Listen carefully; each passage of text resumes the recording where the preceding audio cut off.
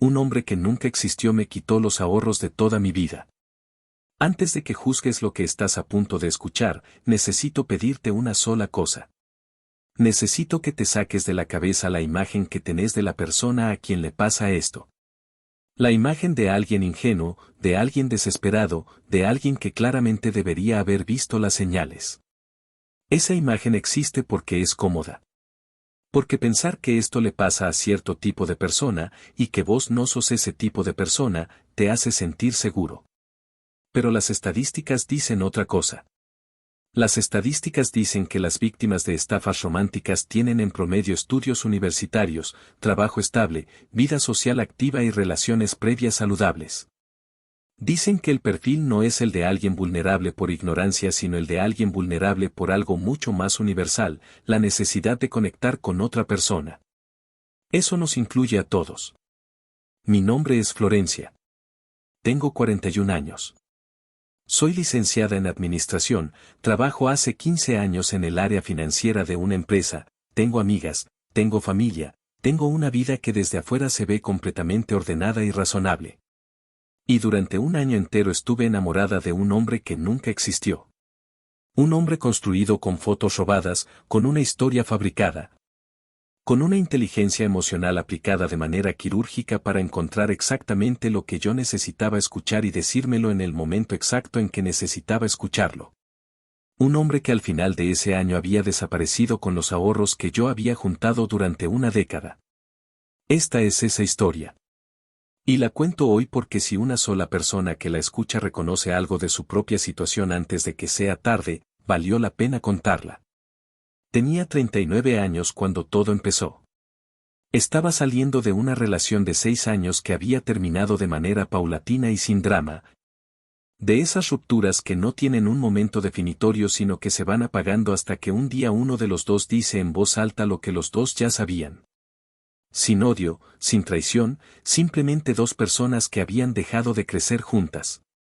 Después de esa relación estuve aproximadamente un año sin salir con nadie. No porque no quisiera sino porque necesitaba ese tiempo para reacomodarme, para entender qué quería de la siguiente etapa. Para reconstruir algo que 6 años de una relación que fue apagándose habían ido desgastando de maneras sutiles. Cuando me sentí lista, una amiga me convenció de instalar una aplicación de citas. Lo hice con la ambivalencia de alguien que sabe que necesita el empujón pero que lo resiste porque implica admitir que lo necesita. Armé un perfil. Puse fotos recientes, escribí una descripción honesta. Las primeras semanas fueron lo que son las aplicaciones de citas para la mayoría, una combinación de aburrimiento, conversaciones que no llegaban a ningún lado y la sensación de que esto no era para mí. Y entonces apareció el mensaje de Andrés. Andrés Vidal. Así se presentó. 52 años, ingeniero civil, con una empresa propia de construcción que desarrollaba proyectos en distintos países de América Latina.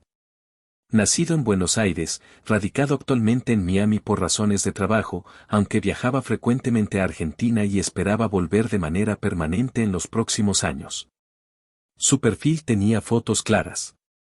Un hombre atractivo, de aspecto prolijo, en distintos contextos, una foto de trabajo, una foto en lo que parecía una cena familiar, una foto al aire libre en algún lugar con montañas de fondo. Nada exagerado, nada que gritara demasiado perfecto. Un perfil que se veía real precisamente porque no era deslumbrante. Su primer mensaje no fue un cumplido genérico. Fue una referencia concreta a algo que yo había escrito en mi descripción, una pregunta específica sobre un libro que había mencionado. Que mostraba que había leído lo que yo había escrito en lugar de mandarme un mensaje copiado y pegado. Respondí. La conversación que siguió duró 4 horas esa primera noche. Fluida, inteligente, con humor y con profundidad en proporciones que no son fáciles de encontrar. Habló de su trabajo con pasión pero sin arrogancia. Preguntó sobre el mío con una curiosidad que parecía genuina. Se rió de mis chistes malos.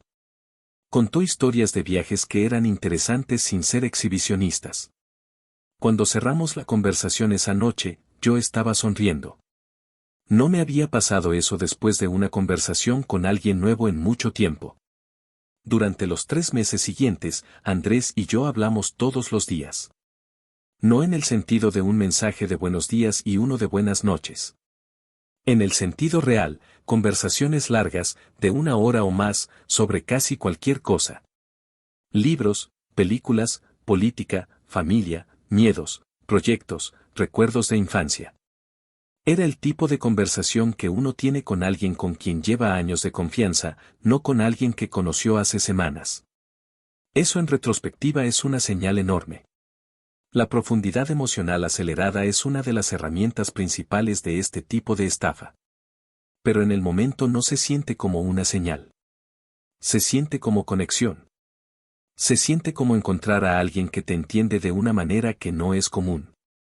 Andrés era consistente en una manera que yo valoraba profundamente después de la relación anterior donde la presencia había ido disminuyendo. Estaba ahí todos los días. Recordaba lo que yo había contado semanas antes. Preguntaba por cosas que yo había mencionado de pasada, mostrando que prestaba atención. Mandaba mensajes en momentos difíciles, como si supiera cuando los necesitaba aunque yo no lo hubiera dicho. Nunca nos vimos en persona. Ese era el punto central sobre el que giraba toda la dinámica. Andrés siempre tenía una razón para no poder encontrarse. Un proyecto en Colombia que se extendía. Un problema en una obra en Perú que requería su presencia. Una visita familiar que cambiaba las fechas. Cada vez que una posibilidad de encuentro se acercaba, algo surgía que la postergaba. Yo lo sentí. No como alarma, sino como frustración. Le dije varias veces que necesitaba que nos viéramos, que una relación que existía solo en pantallas tenía un límite. Él siempre respondía con comprensión, con promesas concretas, con fechas que se iban corriendo pero que mantenían viva la expectativa. Y mientras tanto la conexión emocional seguía profundizándose de una manera que compensaba la distancia física. O al menos eso parecía. A los 6 meses de conocernos, Andrés me contó que estaba atravesando un problema serio con un proyecto en Ecuador. Me lo contó de noche, en una conversación que empezó de manera normal y que fue derivando hacia algo más grave. Un socio local que había retenido fondos de manera irregular. Una situación legal en proceso pero que requería liquidez inmediata para no perder el contrato. Una cantidad de dinero que representaba meses de trabajo y que estaba bloqueada por un proceso burocrático que tenía solución pero que necesitaba tiempo. Me dijo que estaba buscando opciones.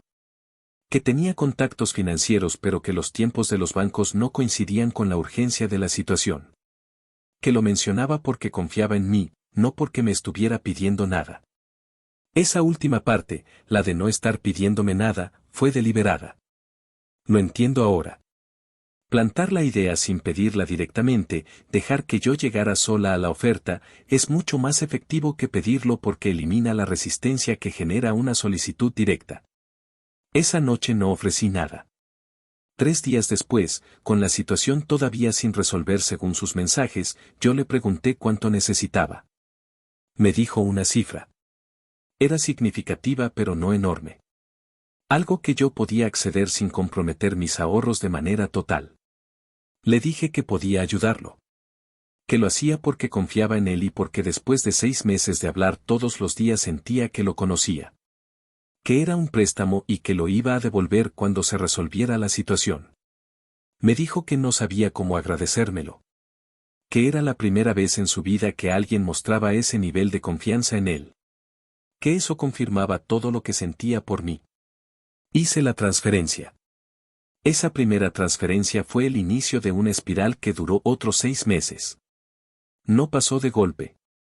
Pasó de manera gradual, con espacios entre cada pedido, con historias que evolucionaban y se complicaban, con razones siempre nuevas y siempre urgentes. El problema en Ecuador se resolvió pero generó otro problema. La situación legal avanzó pero requirió un gasto adicional. Un nuevo proyecto surgió con una oportunidad enorme pero necesitaba un capital inicial que él no tenía disponible en ese momento. Cada pedido venía acompañado de afecto reforzado. De mensajes más largos, más emotivos, de promesas más concretas sobre el encuentro que iba a suceder en cuanto se resolviera la situación actual. De referencias a un futuro juntos, a planes que incluían los dos, a una vida que se estaba construyendo aunque todavía no tuviera forma visible. Hice 4 transferencias en total. La última fue la más grande. Para ese momento había comprometido una parte muy significativa de los ahorros que había construido a lo largo de 10 años de trabajo. Cada vez que una parte de mí levantaba la voz y decía que algo no cerraba, otra parte respondía con todo lo que había invertido emocionalmente en esa relación. Con un año de conversaciones, de confidencias, de la sensación de haber sido vista y entendida de una manera que no recordaba haber sentido antes. Abandonar eso requería no solo admitir que me habían engañado, sino admitir que todo lo que había sentido había sido una respuesta a algo que no existía. Ese es el mecanismo más perverso de este tipo de estafa. El costo de salir no es solo económico. Es el costo de renunciar a algo que emocionalmente se siente real aunque racionalmente uno empiece a saber que no lo es. El día que Andrés desapareció fue un martes ordinario. Los mensajes dejaron de llegar. Sin aviso, sin explicación, sin un último mensaje. Simplemente silencio. Escribí varias veces a lo largo del día. Después durante la noche. Al día siguiente. No hubo respuesta. El perfil en la aplicación había desaparecido. El número de teléfono que usábamos para los mensajes de voz dejó de existir. Andrés Vidal simplemente dejó de existir. Porque nunca había existido. Lo que vino después fue uno de los periodos más difíciles de mi vida. No solo por el dinero, aunque el dinero era un golpe real y concreto que tuvo consecuencias prácticas durante meses. Sino por el proceso de aceptar lo que había pasado. De entender que había sido víctima de algo que estaba diseñado específicamente para funcionar en personas como yo. Que la inteligencia y la capacidad analítica que tengo en mi trabajo no me habían protegido porque este tipo de engaño no ataca la razón. Ataca las emociones. Y las emociones no tienen cortafuegos. Hice la denuncia policial. El proceso fue frustrante porque este tipo de delito es difícil de perseguir cuando el perpetrador opera desde otro país con identidades falsas. El caso quedó abierto sin resultados concretos hasta donde yo sé. Busqué información sobre lo que me había pasado y encontré un nombre para ello, romance scam o estafa romántica. Encontré foros y grupos de personas que habían atravesado situaciones idénticas. No en los detalles, sino en la estructura. El mismo patrón, las mismas herramientas, el mismo arco narrativo ejecutado con variaciones sobre el mismo guión. Eso fue a la vez devastador y liberador. Devastador porque confirmaba que había sido un objetivo, no una conexión. Liberador porque me sacaba del aislamiento de creer que había sido la única persona suficientemente tonta para caer en algo así. No soy tonta. Fui el objetivo de personas que hacen esto de manera profesional, con equipos, con guiones probados, con perfiles construidos durante meses antes de usarlos. Que estudian a sus víctimas, que identifican sus necesidades emocionales, que calibran cada mensaje para maximizar el impacto. Que invierten meses en construir un vínculo precisamente porque saben que cuanto más grande sea el vínculo, más difícil va a ser que la víctima lo cuestione. Trabajé con una psicóloga durante más de un año. El proceso fue lento y no lineal. Hubo momentos donde el dolor era principalmente por el dinero. Hubo momentos donde era principalmente por la pérdida del vínculo, aunque ese vínculo hubiera sido una ilusión. Hubo momentos donde era principalmente la vergüenza, esa vergüenza paralizante de imaginar lo que pensarían otros si supieran lo que había pasado. Contar esta historia en voz alta es parte de soltar esa vergüenza. Porque la vergüenza es la aliada de este tipo de delito. Mientras las víctimas no hablen por miedo al juicio, los perpetradores siguen operando sin consecuencias. Hoy, 2 años después, mis finanzas se están reconstruyendo de manera lenta pero constante. Mi confianza también, aunque ese proceso es más complejo. Salgo con personas nuevas, con una atención diferente a ciertas dinámicas, con menos tolerancia a las situaciones donde algo no cierra pero con la certeza de que la capacidad de confiar en alguien no desapareció. Solo se recalibró. Lo que me pasó fue real. El dolor fue real. Las emociones fueron reales. La persona no lo era. Y aprender a sostener esas dos verdades al mismo tiempo, sin que una invalide a la otra, fue quizás el trabajo más difícil de todo este proceso. Las estafas románticas mueven miles de millones de dólares por año en todo el mundo. Son el delito cibernético de mayor crecimiento en la última década.